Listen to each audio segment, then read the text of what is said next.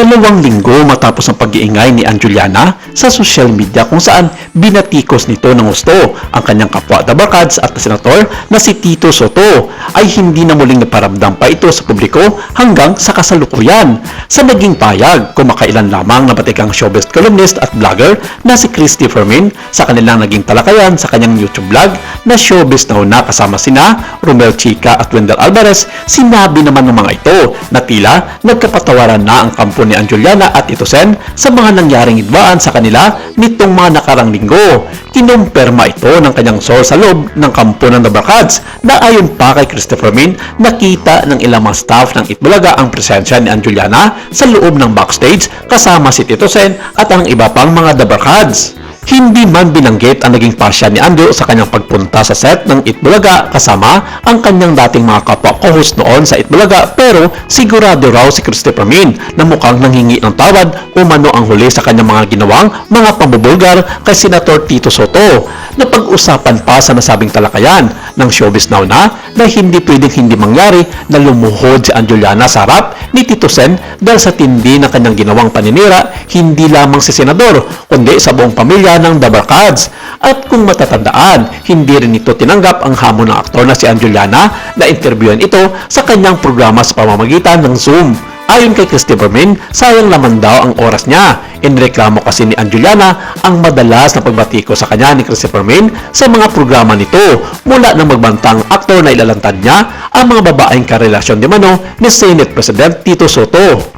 Hindi rin pinalampas ni Christopher Min ang mga payag ni Anjuliana laban kay Senate President Tito Sotto tungkol sa mga ginawang kasinungalingan nito tungkol sa mga babae at kabit ni Tito Sen at maging ang mga sindikato na nangyayari sa loob ng Itbulaga. Sa isang episode noon ng Christopher Minute na nangyari nitong Martes, November 11, diretsahan niyang sinagot ang tinawag na ceasefire ni Anjuliana matapos nitong sabihing hindi na raw niya ipagpapatuloy ang kanyang mga banat kay Tito Sen.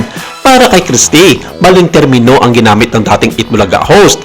Ang ceasefire po ay maling terminong ginamit ni Anjo dahil siya lang naman ang nangaaway kay Senate President Tito Sotto, kaya hindi dapat gamitin yung terminong ceasefire. Dagdag pa ni Christopher Min na tila hindi naman talaga tumigil si Anjo sa pagbibitiw ng mga payag laban kay Tito Sen kahit pa nagdeklara na ito ng tigil putukan. Matatandaan kumakailan lamang binanata ni Anjuliana si Senator Tito Sotto sa isang vlog kung saan binanggit niya ang umano'y pagkakaroon ng chicks ng senador, bagay na umani ng batikos mula sa publiko at mga taga-suporta ng Senate President. Sa naturang video, biniro pa ni Anjo ang Tito Sen at nagsabing meron ka pang Christopher Min gusto mo ba talaga? Bago pa man nagbiro tungkol sa mga isyong ibinabato niya.